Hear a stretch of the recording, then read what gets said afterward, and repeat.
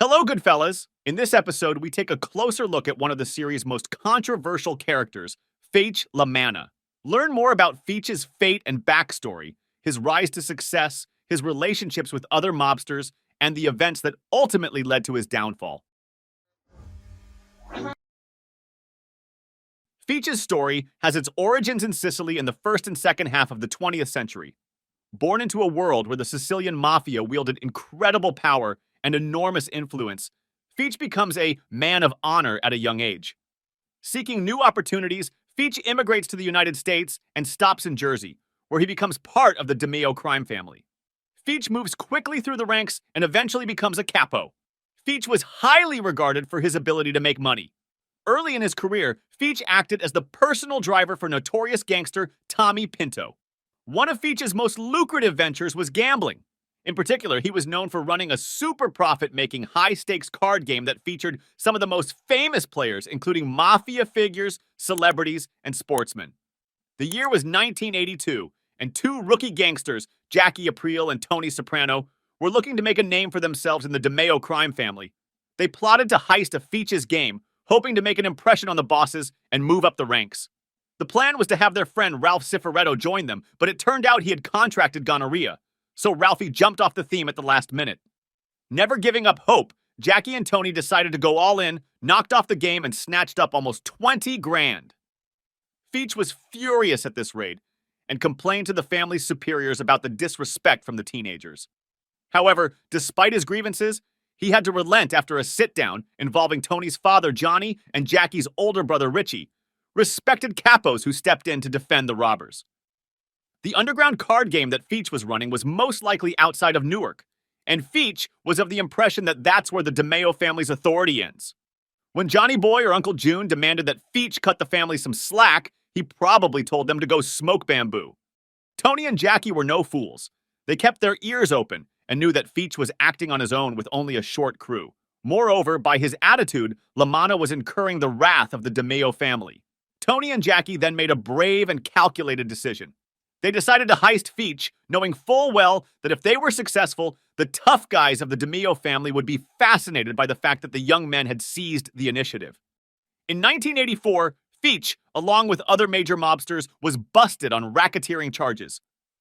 Despite facing a 20-year sentence, Feech stayed true to his roots and refused to cooperate with law enforcement in exchange for a lighter sentence. As a result, Feech served his sentence at the Federal Correctional Institution at Allenwood, where he quickly gained a reputation for being tough and uncompromising. In Feech's own words, on his first day of incarceration, he set a record precedent by taking down an enormous black inmate in the canteen. However, it must be kept in mind that Feech liked to sugarcoat his stories, so it is difficult to say with certainty what really happened. Despite his imprisonment, Feech retained ties to the DeMeo crime family and continued to wield influence from behind bars. In 2004, Feech and several other mobsters were released after serving sentences handed down in the 80s. Once on the outside, Feech found it difficult to adjust to the changes that had occurred during his 20 years in prison. During a visit to Junior's house, Feech chatted with Bobby and Corrado and touched on the changes in society during his time in prison.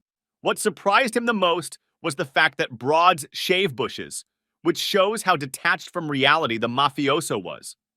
During the visit, Feech's real motivation also became apparent. The old man wanted to get the go-ahead to get back into business, and in particular, he wanted his old bookmaker's office back. After some thought, Tony and June reluctantly agreed, with Soprano informing Feech not to step on anyone's toes. When Tony Blundetto got out of jail around the same time as Feech, the Sopranos organized a party for him. Feech was then curious if Tony had something in mind that Blundetto could get involved in. Tony revealed that he planned to hook his cousin up with a scheme to steal airbags, and Bobby thoroughly explained the scheme to Feech, who wasn't around when the scheme gained traction.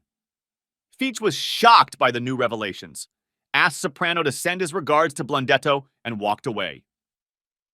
Later at the Bada Bing, Soprano, watching from above, saw Feech handing Tony B an envelope of cash. Tony was genuinely surprised that Feech was making money after spending so little time on the outside. Tony B and Feech were merrily rolling along in the car after a long day of work at Kim's laundromat. As they talked, Feech expressed his belief that Blundetto's search for a legitimate job was just a cover for his potential career in the world of crime. He even compared it to his own bakery, which was just a front for dark deeds. But suddenly, their conversation was interrupted when Feech noticed something intriguing. He parked his car and approached a lawn mowing company in the neighborhood. Feech claimed the place belonged to his nephew Gary.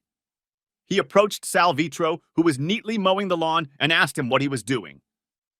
Sal suddenly burst into a temper and started insulting Feech, demanding to be left alone. However, Feech did not give up and responded to the challenge by forcefully kicking Sal in the balls, knocking him to the ground. But instead of stopping the violence, Feech continued beating Sal as if unleashing his accumulated anger. All of this chaos turned into a gruesome scene when Feech placed Sal's hand on the edge of the sidewalk and began to mercilessly stomp on it, breaking it in the process. Thankfully, Tony B stepped in just in time, realizing that they were both on parole and couldn't afford to get into more trouble. He emphatically urged Feech to stop. It soon became clear that Sal was a longtime friend of Polly's family and regularly mowed the neighborhood lawns, including Aunt Mary's lawn. When she complained to Polly about Feech's nephews, Gary and Jimmy, who were behaving carelessly on the job, Polly decided to step in. At Feech's bakery, Polly, after saying hello, began small talk about the problems in Tony and Carmela's marriage. At first, the atmosphere seemed relaxed, but when Polly suddenly turned his attention to his conflict with Sal, the situation escalated sharply. With a sullen expression on his face, Feech fell silent and offered Polly a biscotti. But when he refused, the old man claimed he had every right to occupy the neighborhood where Sal was working. Feech's anger only built up, and he began yelling at Polly, accusing him of being disrespectful and not honoring his status as an honorable prisoner. Polly, not giving up, stood his ground, claiming that Feech didn't grasp the new order of things and had no privileges. This enraged the veteran mafioso, and he angrily ordered Polly to get lost. Convinced he was right, Polly decided to visit Gary and ordered him to cede the zone to Sal Vitro. But Gary didn't agree to comply with Polly's demands, just like Feech, and sent Walnut the hell away. This was the drop that overflowed Polly's patience, who suddenly attacked Gary and his buddy. The incident forced Tony to call a sit-down to find a way out of the situation.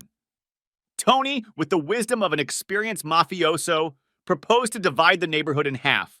On one side would be Sal and his men, on the other side, Gary and his faithful assistants.